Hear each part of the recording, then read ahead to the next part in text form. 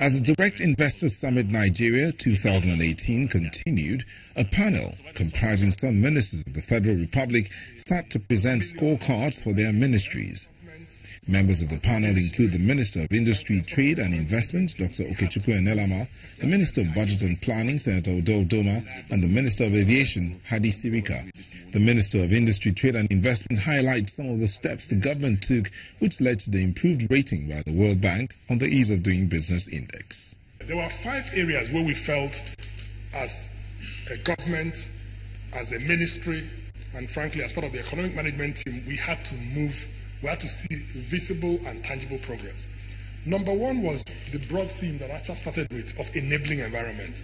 Right from when I returned to Nigeria after living away from the country for a while, the business community has been talking about the enabling environment.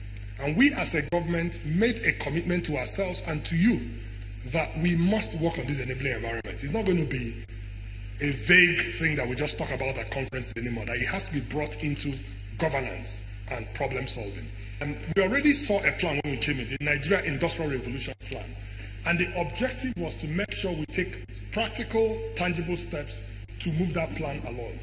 And I just want to illustrate with 2 examples of what we have done that is moving the plan along. One was the launching or the establishment of the Nigeria Industrial Policy and Competitiveness Advisory Council.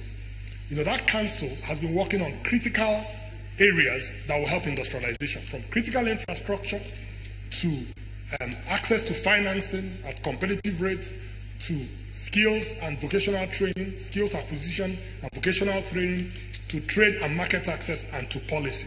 But I just want to say that there is a partnership between the government at the center and the state for the good of business. And this is something that is ongoing, and Nigerian Industrial Policy and Competitiveness Council has been driving that. Now, let me also say that the third area, which is why we are gathered here, is the area of investment. We did say that we wanted to proactively, and the key word is proactive, and attract investments, both local and foreign. And the fourth area is the area of supporting small and medium enterprises. We now have these MSME clinics, micro, small and medium enterprise clinics or enterprises clinics, going to the states with the agencies that provide services to render services. And you will agree with me that has worked very well. The final thing I'll talk about is trade. And as you know, we've established the Nigeria Office for Trade Negotiations, led by a competent professional, Ambassador Sakwe, as well as a team from across the MDS ministries, departments, and agencies.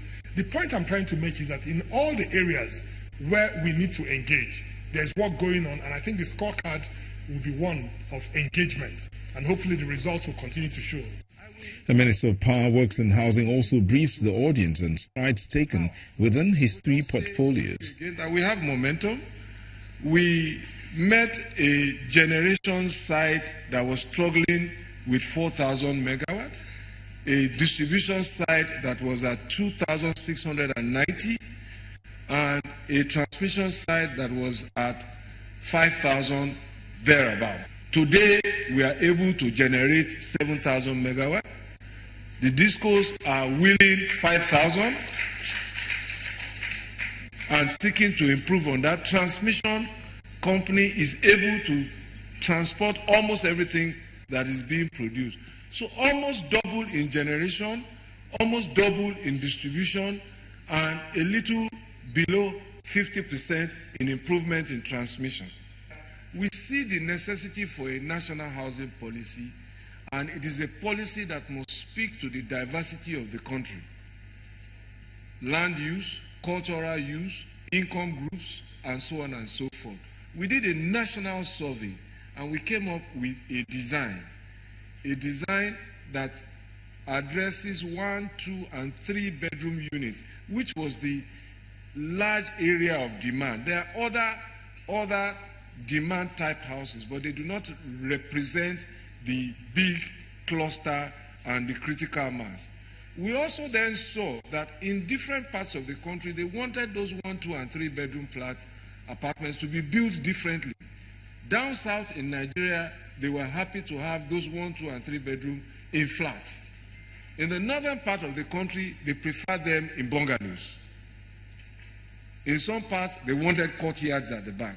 So this is what we have done for every state, what we have found as a result of off-taker consultation before we build. We're building in 33 states, and in some places we're finished. We're now dealing with infrastructure, the electrical and mechanical. In some places we're just coming out of foundation because we got the land laid or we have to move site. But this is a pilot. The end game is to validate that the product is acceptable and affordable.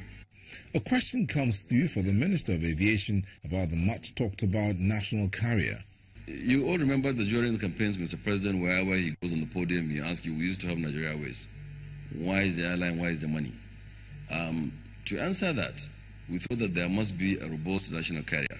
National not because it is owned 100% by government, but because that we would need this airline that signifies, that carries the signature of Nigeria, like a flag carrier, as you said, but it would be private sector led and driven, almost 100%. We did say here during the summit, our own summit anyway, the aviation summit, we did say that we would allow government participation to make it PPP, and the government will own less than 5% of the company as it is being established. However, along the line or down the road, it will sell all those shares. We don't believe the government should have any hand in it, but we need to nurse it. We need to carry it through. We need to ensure that we have established it in such a way that it will run for good and forever. Those who have done it elsewhere, there's only one example for me of a state-owned carrier that is still flying, which is ET. But it's 100% owned by Ethiopian government, but 100% run by private sector. They have no hand in it. And that's why it's working. And that's the key. So we'll do that. If you like, it's flag carrier. We use the word national because that's how they coined it. Before we had made ministers, Mr. President has established a committee to establish national carrier. And so we adopted that name, national carrier. During subsequent sessions, some of the participants at the conference also got the chance to ask a few questions. We will all agree that gas flaring is a big wastage on our economy. And we've been endowed by a lot of, most of our ministers that were here today.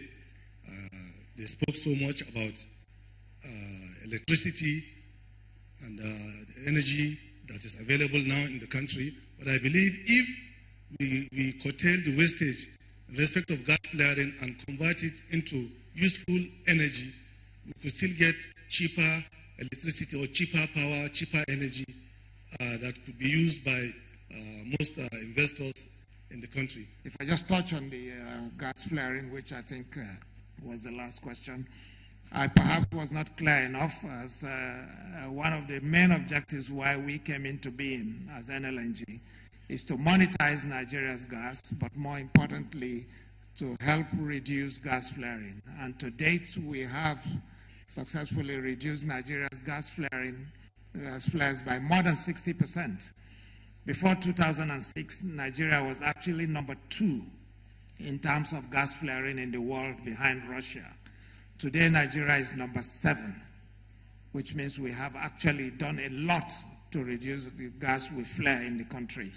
America today, United States, is flaring more gas than Nigeria. So you have to give some credit to the country, and I think perhaps it deserves a round of applause. But essentially, we're still flaring at least 200 million square feet of gas a day, which is not good. So, but I'm aware of several projects that are ongoing to continue to reduce that until you stay with just operational flares, which is what the global standard is. My next question is, why do we still keep our money outside in foreign reserve in foreign banks when we are now doing currency swap with China? Now we can bring back those money to fund our local investment. Why do we keep our forex reserves in foreign banks? The payment and settlement system in the world is such that almost 75% of the transactions in the world are settled in dollars. So, like I said, our share of world trade of exports is about less than 0.2%. So I don't know that, even though this is a big market, it has 180 million people, and it's not that significant to total global trade. So one of the good things about this kind of forum is there's a reality check, so that we don't start involving ourselves in self-idolation. the fact that you have $40–50 billion in reserve doesn't mean that that's money available for spending.